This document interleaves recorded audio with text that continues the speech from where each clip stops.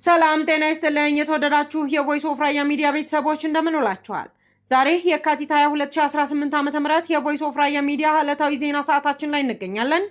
በቅድሚያም አርዕስተ ዜና። የፌዴሬሽን ምክር ቤት ውሳኔን የሚቃወሙ ሰላማዊ ሰልፎች በተለያዩ የትግራይ ክልል ከተሞች ተካሂደዋል። የፌዴሬሽን ምክር ቤት በወልቃይትና በተወሰኑ የራያ ስፍራዎች ያወጣውን መግለጫ ተከትሎ በተለያዩ የፖለቲካ ልሂቃን ውዝግብን ፈጥሯል። ትግራይ የምትረከበው እንጂ አሳልፋ የምትሰጠው አንድም መሬት የላትም ሲሉ የትግራይ ክልል ጊዜያዊ ፕሬዝዳንት ተናገሩ። የትግራይ ክልል ኢኮኖሚ ወደ ጦርነቱ ወቅት ተመልሷል ሲል ስምረት ፓርቲ ገልጿል። በሰሜን ኢትዮጵያ ጦርነት እንዳይከሰት ዓለም አቀፉ ማህበረሰብ ግጭቱን ለማስቀረት አስቸኳይ እርምጃ እንዲወስድም ጥሪ አቅርበዋል። እነዚህንና ሌሎች ዜናዎች ይዘናል። አብራችሁን እንድትቆዩን በአክብሮት እንጋብዛለን። የፌዴሬሽን ምክር ቤት ውሳኔን የሚቃወሙ ሰላማዊ ሰልፎች በተለያዩ የትግራይ ክልል ከተሞች ተካሂደዋል። የፌዴሬሽን ምክር ቤት በወልቃይትና በተወሰኑ የራያ አካባቢዎች ያወጣውን መግለጫ ተከትሎ በተለያዩ የፖለቲካ ልሂቃን ውዝግብን ፈጥሯል። የፌዴሬሽን ምክር ቤትና የኢትዮጵያ ብሔራዊ ምርጫ ቦርድ ውሳኔውን በመቃወም በዛሬው ዕለት በተለያዩ የትግራይ ክልል ከተሞች የተቃውሞ ሰላማዊ ሰልፎችን እየተካሄዱ መሆናቸው እየተዘገበ ይገኛል። በሰልፎቹ ከተሰሙ መፈክሮች መካከል የትግራይ ሕዝብ ድምፅ ያልተወከለበት የፌዴሬሽን ምክር ቤት ውሳኔ ተቀባይነት የለውም፣ የፌዴራል መንግስት በውሳኔው ላይ አስቸኳይ እርምት መወሰድ አለበት፣ የትግራይ ግዛታዊ አንድነት በህገ መንግስቱ መሰረት ወደ ቦታው ይመለስ፣ ከተለያዩ የትግራይ ክልል አካባቢዎች የተፈናቀሉ ወገኖች ወደ ቀያቸው ይመለሱ የሚሉና ሌሎችም ይገኙበታል። ብሔራዊ ምርጫ ቦርድ ከፌዴሬሽን ምክር ቤት ደርሶኛል ባለው ደብዳቤ መሰረት በአማራና ትግራይ ክልል አከራካሪ ያሏቸውን ስፍራዎች ከትግራይ ክልል ውጭ ሆነው በቀጥታ ለፓርላማ ምርጫ እንዲደረግባቸው መወሰኑንም መግለጹ አይዘነጋም።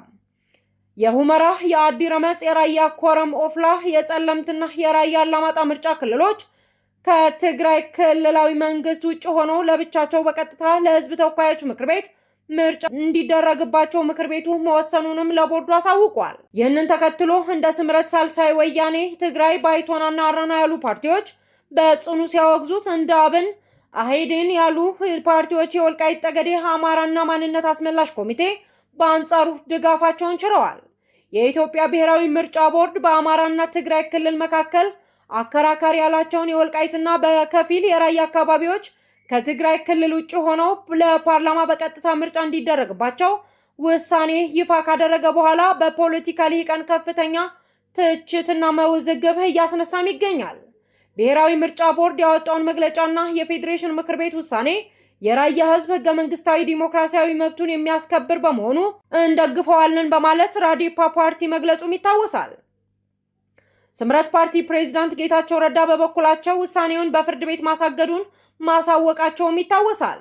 ይህ በእንዲህ እንዳለ በተለይም በራያ አካባቢዎች በተለምዶ አከራካሪ ስፍራዎች ተብለው የሚገለጹት እንዲታረም በጠየቀው መግለጫ ላይ በጽኑ እንዲተኮርበት የሚሻው ጉዳይ በተደጋጋሚ ጊዜ በፌዴሬሽን ምክር ቤትም ሆነ በኢፌዴሪ መንግስት የሁለቱም ክልሎች የይገባኛል ጥያቄ ያለባቸው የግጭት ቦታዎች አወዛጋቢ ቦታዎች እየተባሉ የሚገለጸው አገላለጽና ስያሜ ፓርቲያችን ሆነ የራያ ህዝብ ፈጽሞ አይቀበለውም። ምክንያቱም ዋናው የጉዳዩ ባለቤት የሆነው የራያ ህዝብ ፍላጎት የሚያንጸባርቅና ያላካተተ በመሆኑ ግዛትን ለማስፋፋት የሚፈልጉ የህዝቡን ህልውና አደጋ ላይ የጣሉና የሚጥሉ ክልላዊ መንግስታትና ኤሊቶች ጉዳይ ብቻ ተደርጎ እንዲታይ የሚያደርግ የተሳሳተ አገላለጽና አመለካከት መሆኑ ነው ማለቱ የሚታወስ ነው።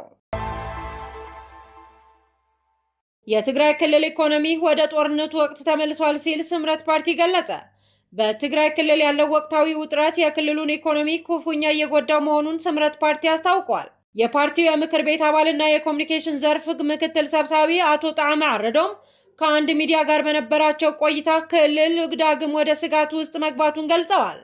በክልሉ ያለው የኢኮኖሚ እንቅስቃሴ በ2013 ዓ.ም ወደ ነበረበት አስከፊ ደረጃ መመለሱን እንዲሁም በባንኮች በቂ ጥሬ ገንዘብ አለመኖሩንና ከብሔራዊ ባንክ የሚላከውን ገንዘብ ባለሀብቶች በጥቅም በመተሳሰር እንዲወስዱትና ለነዋሪው አትርፈው እንዲሸጡ እየተደረገ መሆኑንም ተናግረዋል።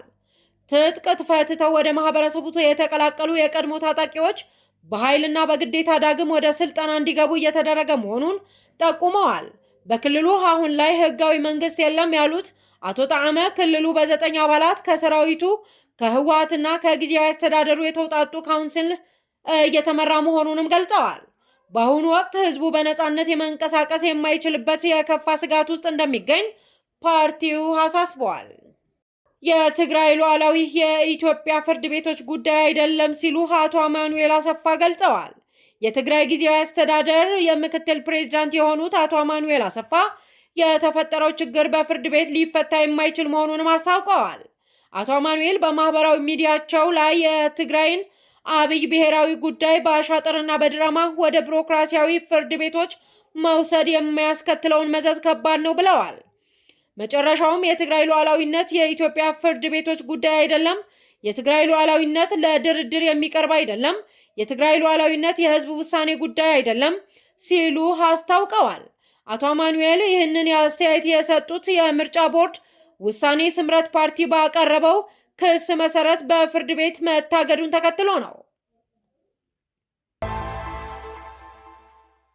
በመጨረሻም በሰሜን ኢትዮጵያ ጦርነት እንዳይከሰት ዓለም አቀፉ ማህበረሰብ ግጭቱን ለማስቀረት አስቸኳይ እርምጃ እንዲወስድ ጥሪ ቀርቧል። ኢንተርናሽናል ክራይሲስ ግሩፕ በቅርቡ ባወጣው ሪፖርት በኢትዮጵያ ፌዴራል መንግስት በኤርትራ በህወሓትና በአማራ ፋኖ መካከል ያለው የኃይል አሰላለፍ መቀያየሩንና ይህም ቀጠናው ወደ አዲስና አስከፊ ጦርነት ሊከተው እንደሚችል አስጠንቅቋል። ቀደም ሲል የነበረው ወታደራዊ ጥምረት ፈርሶ አሁን ላይ የኤርትራ መንግስት፣ የትግራይ ኃይሎችና የፋኖ ታጣቂዎች በፌዴራል መንግስት ላይ የጋራ ተቃውሞ እያሳዩ መሆኑም ተገልጿል። ለዚህም ዋነኛው ምክንያት የፕሪቶሪያው ስምምነት የህወሓትን ህልውና በማስቀጠሉና በኤርትራ እና አዲስ አበባ መካከል በተፈጠረው የጥቅም መጋጨት መሆኑን ተጠቁሟል።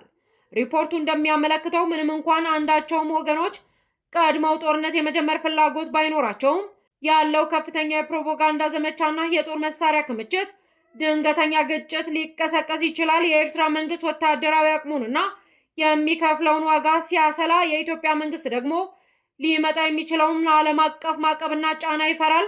በሌላ በኩል የትግራይ ኃይሎች በውስጥ ክፍፍልና በህዝብ ድካም ምክንያት ለሌላ ጦርነት ዝግጁ እንዳልሆኑ ተመልክቷል። በመጨረሻም ክራይሲስ ግሩፕ ዓለም አቀፉ ማህበረሰብ ግጭቱን ለማስቀረት አስቸኳይ እርምጃ እንዲወስድ ጥሪ አቅርበዋል።